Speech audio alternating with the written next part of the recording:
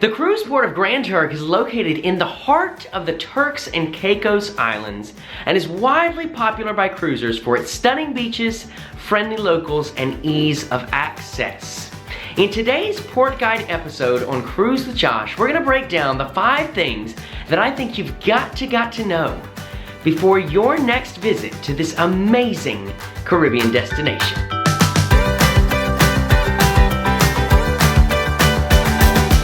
What's up, guys? Josh, welcome back again today to talk with you about our Port Guide series. Today's port gonna be Grand Turk, that beautiful island right there nestled in the Turks and Caicos. It is an absolute favorite of so many cruisers, including myself. Absolutely love it every single time that I go. But I wanted to kind of give you 5 tips today that's gonna maybe make your experience a little better, maybe make it easier, maybe you'll learn something that you didn't know, maybe so that you save some money on your upcoming trip. So if you're brand new here and you have not already subscribed, go ahead right down below this video. It takes 2 seconds.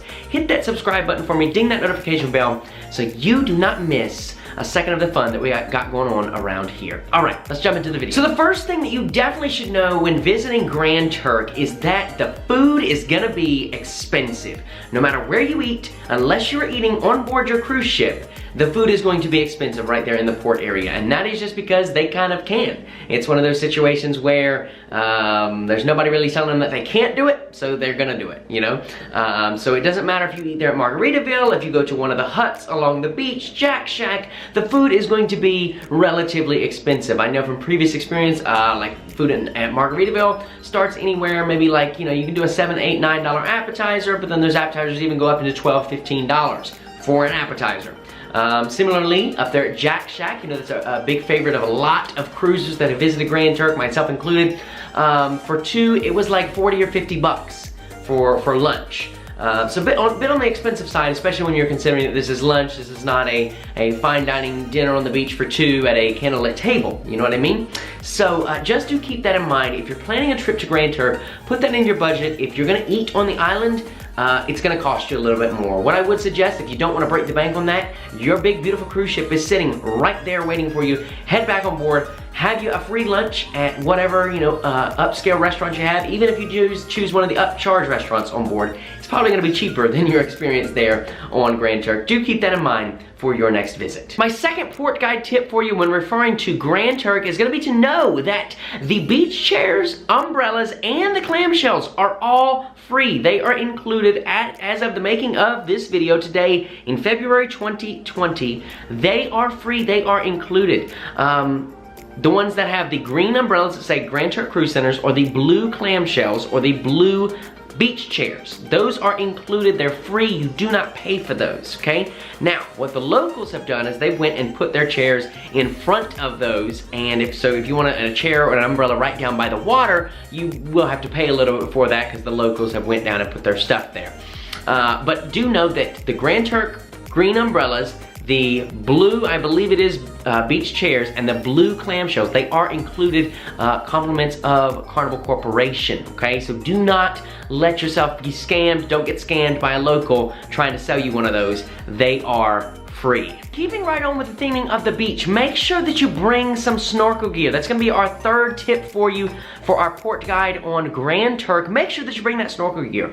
Carnival has done a great job of actually putting like some sunken cannons.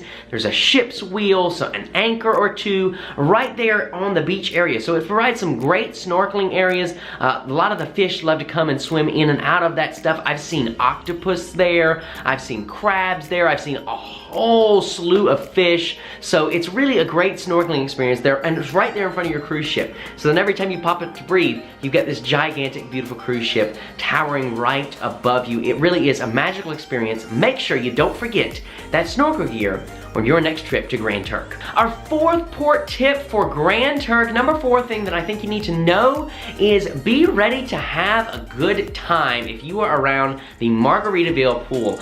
Carnival has done a great job of kind of taking that shipboard experience and and moving it to the island just the same. It's really a seamless experience, and so a lot of the line dances and the parties that you have on board the ship, they've kind of tried to take that atmosphere and put it right there at Margaritaville by the pool. So you'll be doing line dances there. They have different kind of contests and competitions, men versus women's competitions, that kind of thing. It really does make for a great day right there by the pool. Of course, like I said earlier, you do have food right there at Margaritaville. They've got an in-water swim-up bar that you can order drinks at. You definitely want to make sure that you stop by the pool in Margaritaville. That's going to be our 4th port guide tip for Grand Turk. And our 5th and final port guide tip for the island of Grand Turk is going to be to make sure, if you're gonna do the FlowRider experience, you book that ahead of time, okay? You can do that on carnival.com under the short excursions tab. They actually sell it right through there, or you can do it on board your ship, but make sure you do book that ahead of time. They have limited spots available over at the FlowRider excursion desk thing right there at the FlowRider